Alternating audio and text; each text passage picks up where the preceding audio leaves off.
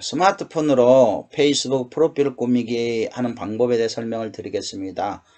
스마트폰으로 페이스북에 들어가면 오른쪽 상단에 메뉴가 있습니다. 메뉴를 클릭하고 나면 다음 화면에 내 프로필 보기라고 나옵니다. 그래서 내 프로필 보기를 클릭하면 커버 사진과 그 다음에 프로필과 내 소개글들이 뜨게 되어 있습니다.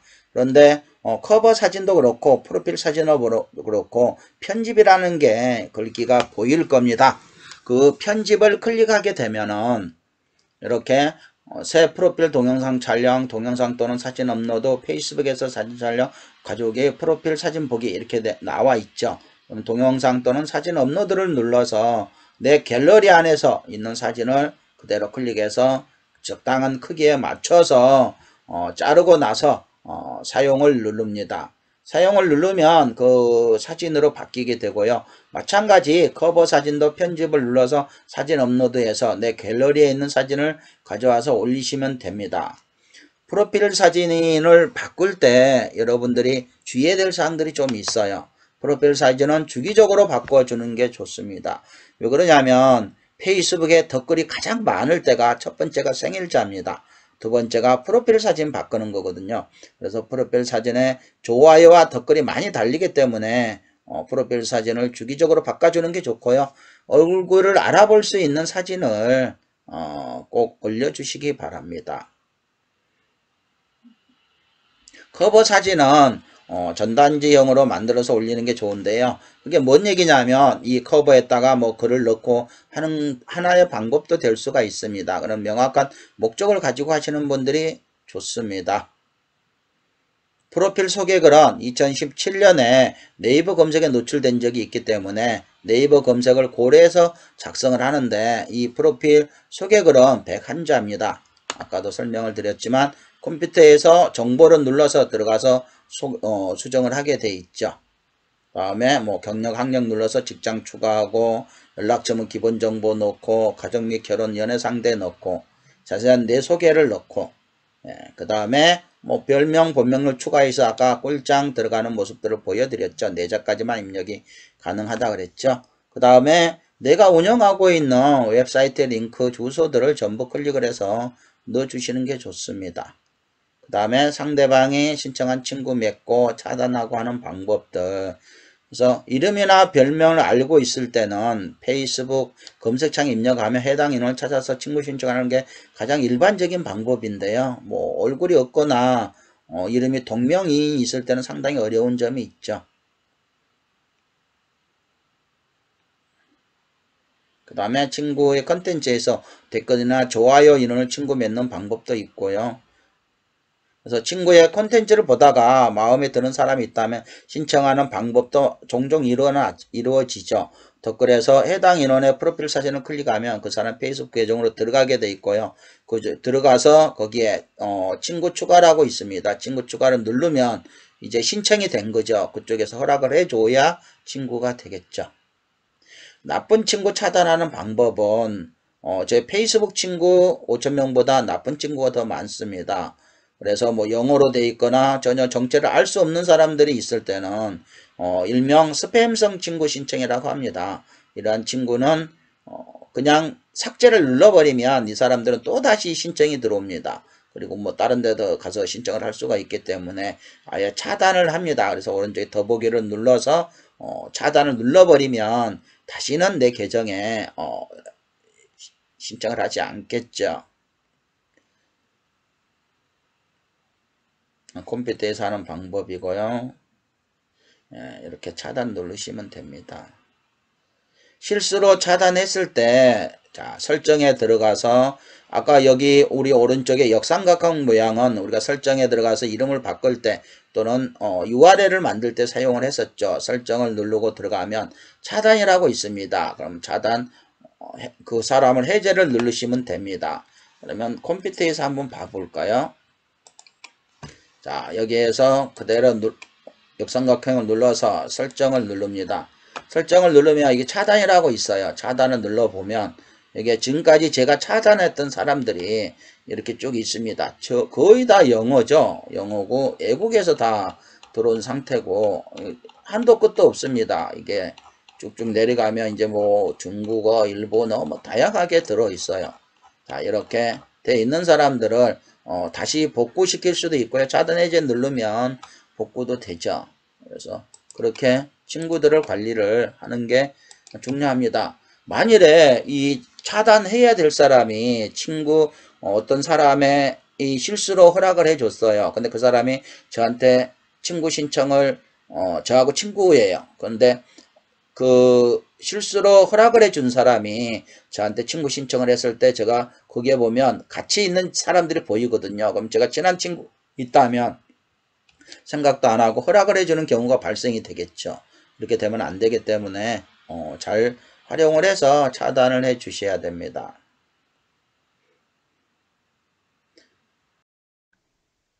자, 지금부터 페이스북에 글을 써보도록 하겠습니다. 페이스북의 글은 컴퓨터로보다는 스마트폰으로 쓰는 경우들이 많습니다. 대부분이 페이스북 관리하는 사람들이 90% 이상이 스마트폰을 활용해서 페이스북을 관리한다고 해요. 그래서 스마트폰에서 페이스북에 글 쓰는 요령에 대해서 설명을 드리고자 합니다. 먼저 무슨 생각을 하고 계신가요를 클릭을 합니다. 이거는 현재 보여지는 화면이 뉴스피드인데요. 여기 사진을 클릭을 하게 되면 본인의 타임라인으로 들어갑니다. 타임라인에서 글을 쓰거나 여기 보시면 여기에도 무슨 생각을 하고 계신가요가 있죠. 여기서 글을 쓰나 아니면은 뉴스피드에서 글을 쓰나 글 쓰는 거는 똑같습니다. 그래서 뉴스피드에서 통상적으로 글을 많이 쓰거든요. 그래서 터치했더니 무슨 생각을 하고 계신가요에 전체 공개로 할 거냐 하는 부분들이 있습니다. 저는 항상 전체 공개로 기본적으로 전체 공개로 해놨습니다. 그래서 전체 공개로 한 상태에서 여기에 이제 글을 쓰고 그 다음에 사진, 사람 태그, 체크인, 기본 활동 이 4개의 기능을 자주 사용을 하는데요. 추가해서 생방송 할 때는 방송하기, 그 다음에 움직이는 사진을 올릴 때는 3D 사진을 많이 씁니다. 그래서 이번에는 페이스북에 글을 쓰는 거기 때문에 이 4가지 기능을 이용해서 글을 써보도록 하겠습니다. 자, 글쓰기에 앞서서 여러분들께 제가 질문을 하나 하겠습니다. 페이스북이나 SNS에 글과 사진이 같이 올라가게 되죠. 그렇다면 글을 먼저 쓰는 게 나을까요? 사진을 먼저 올리는 게 나을까요? 다들 다르겠지만 저는 글 쓰는 행위도 작업이라고 봅니다. 그러면 하나 설명을 한번 해보겠습니다. 여러분들이 글을 열심히 썼어요. 그리고 이제 갤러리에 들어가서 사진을 올리려고 봤더니 사진이 별로 아니에요. 그럼 어떻게 하시죠? 글을 지우거나 수정을 해야 되겠죠. 하지만 사진을 먼저 올리게 되면 사진을 올릴 때 사진을 보고 올렸기 때문에 어떤 글을 써야 되겠구나 하는 걸 알게 되겠죠. 그래서 작업의 효율성이 사진을 먼저 올리는 게 훨씬 더 효과적입니다. 그 다음에 글은 한 6줄 이내로 해시태그까지 해서 6줄 이내로 쓰는 게 좋습니다. 물론 어떤 목적을 가지고 이 텍스트를 전파할 경우라면 많이 쓰겠지만 그렇지 않고 간단하게 내 일상을 얘기할 경우는 6줄 이내로, 그래야 6줄이 넘어가면 점점점점점으로 보여지기 때문에 그런 사례들이 있습니다. 자, 어디 다른 사람들 글을 써놓은 걸 볼까요? 자, 여기에 보시면 하나, 둘, 셋, 넷, 다섯, 여섯, 그리고 한 줄 이렇게 해서 총 7줄이 돼 있죠. 7줄이 돼 있고요. 그 다음에 여기에 보시면은 3줄, 3줄에서 7줄, 그 다음에 더보기 이렇게 나와 있죠. 그래서 글은 6줄, 또 이제 뭐 많아져 봐야 7줄을 안 넘기는 게 좋습니다. 물론 이제 많은 정보를 줄 때는 더보기를 클릭을 해서라도 글을 보게 만드는 것도 중요하죠. 그러나 일상적인 소통을 할 때는 6줄에서 7줄이 좋겠죠. 자, 그러면 무슨 생각을 하고 계신가요를 클릭을 합니다. 그 다음에 제가 사진을 먼저 올리는 게 좋다 그랬죠. 자, 봄 소식을 올려 볼게요. 뭐 코로나19 바이러스 때문에 경기가 완전 죽어 있고 뭐 꽃은 피고 있지만 봄의 기운이 나지는 않지만 저희 집 앞에 화단에 봄꽃이 활짝 피었습니다. 자, 사진을 찾아가야 되겠죠. 여기 있네요. 수선화하고 그 다음에 할미꽃, 그 다음에 정체를 알 수 없는 꽃이던데요. 그래서 총 5장. 사진은 3579로 올리면 좋다고 합니다. 홀수로 올리면 레이아웃이 괜찮은 레이아웃이 나오고요. 다음을 누르면 사진이 이런 모습으로 들어옵니다. 자, 이런 레이아웃이 효율적이라고 얘기들을 합니다. 효율적이라고 얘기들을 하고 있고요. 자, 사진이 이렇게 올라왔습니다. 사진이 올라와 있고, 만일에 여러분들이 동영상을 여기에 포함을 하고 싶다면 사진 1번 사진, 2번 사진, 3번 사진, 4번 사진에 이치에 동영상을 넣는 게 좋습니다. 그래야 동영상이 움직이고 있으면 사람들이 이걸 클릭해서 보게 돼 있거든요. 이제 사진을 넣었으니까 이제 글을 넣어야 되겠죠. 자, 글은 이미 제가 작성을 해 놨습니다. 시간이 걸리기 때문에. 자, 이렇게 해서 하나, 둘, 셋, 넷, 다섯, 여섯 줄, 딱 6줄이 돼 있죠. 그래서 코로나19 공포에도 봄은 왔어요. 이렇게 해서 해시태그. 해시태그는 띄어쓰기를 하면 안 됩니다. 만일에 코로나19 하고 띄어쓰기 하고 바이러스를 한번 넣어 볼게요. 어떤 경우가 발생이 되냐면 샵을 넣고 코로나19 띄어쓰기 하고 바이러스. 자, 이거는 해시태그가 안 걸렸죠. 코로나19하고 걸리고 바이러스는 안 걸리게 됩니다. 그러면 굳이 띄어쓰기 해야 되겠다 했을 때는 여기에 언더바를 넣게 되면 자, 걸리게 돼 있죠. 띄어쓰기 했지만 언더바를 넣었을 때 이렇게 해시태그를 넣는 방법도 있습니다. 자, 해시태그에 대해서는 설명을 드렸고요. 이제 게시물을 작성을 했고 텍스트를 작성했고 해시태그까지 넣습니다. 그 다음에 사람 태그를 걸어야 되겠죠. 사람 태그의 역할은 어떤 역할을 가지고 있냐면 일단 이제 태그에서도 세부적으로 설명을 하겠지만 A라는 사람의 해시태그, 사람 태그를 제가 걸어 놓으면 그 사람하고 같이 있습니다 하고 나타나면서 그 사람의 타임라인에 제 글이 나타나게 되어 있습니다. 그래서 상당히 홍보 효과가 있는데요. 이따가 태그 부분에 대해서 다시 설명을 드리도록 하겠습니다. 사람 태그를 클릭을 하고 나서요. 제가 저한테 태그를 걸어 보겠습니다.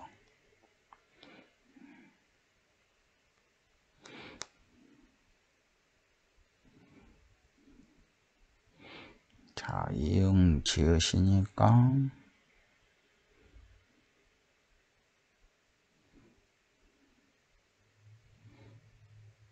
그렇습니다. 완료를 눌렀습니다. 그랬더니 김용건님과 함께 하겠습니다. 그 다음에 이제 체크인을 걸어야 되겠죠.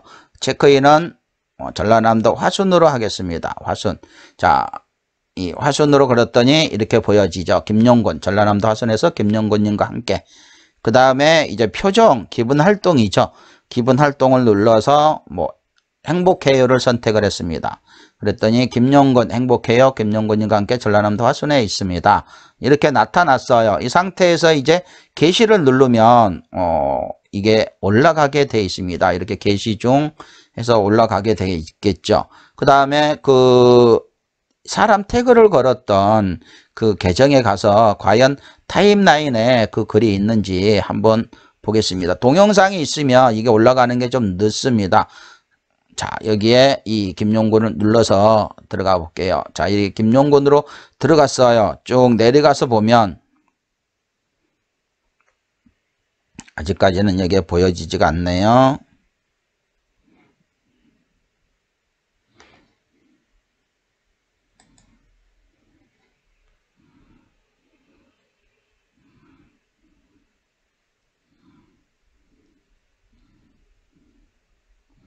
자, 이 계정에서 보여지게 돼 있고요.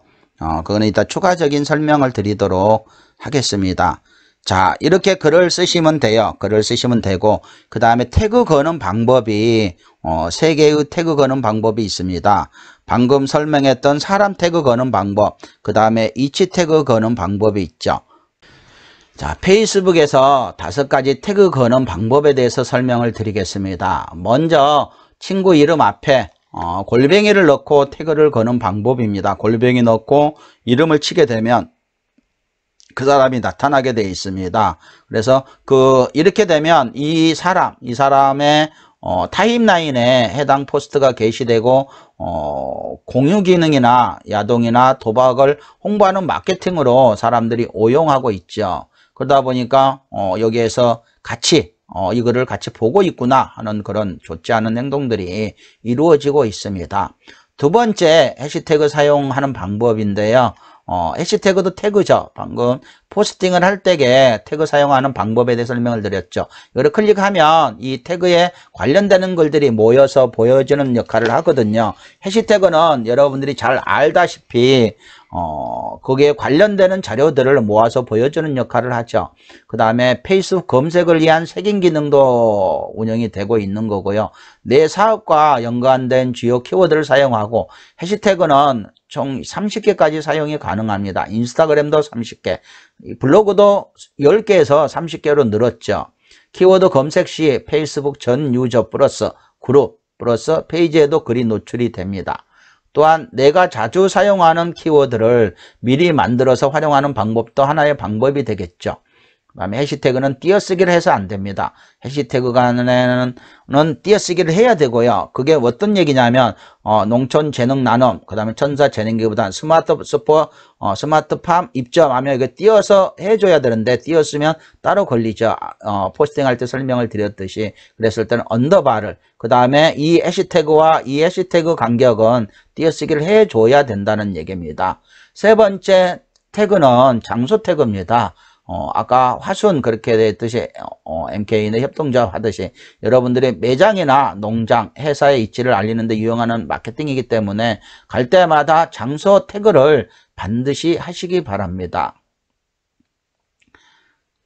그 다음에 장소 태그에서 위치 태그가 있고, 또 사진 올리고 체크를 하는 방법도 있습니다. 본인의 상품을 위치로 그대로 하되 지도를 올리지 않고 상품을 올려서 홍보하는 방법으로도 사용을 하는 경우가 있죠. 그 다음에 함께 있는 친구 태그하기, 누구하고 같이 있다 하면 태그된 친구의 타임라인에 해당 포스트가 노출이 되게 되어 있습니다. 그 다음에 마지막에 사진 태그인데요. 같이 있는 사람들과의 태그를 거는 건데요. 사진에서 사람을 태그하거나 태그를 삭제할 수가 있습니다. 그래서 이 같이 있는 걸로 되면, 물론 이게 이제 사람 태그하고 사진 태그하고 같이 똑같은 형태로 나타나게 돼 있거든요. 그래서 페이스북에서 태그만 잘 사용을 해도 본인 거를 알리는 데 있어서 굉장히 유용하게 사용을 할 수가 있습니다.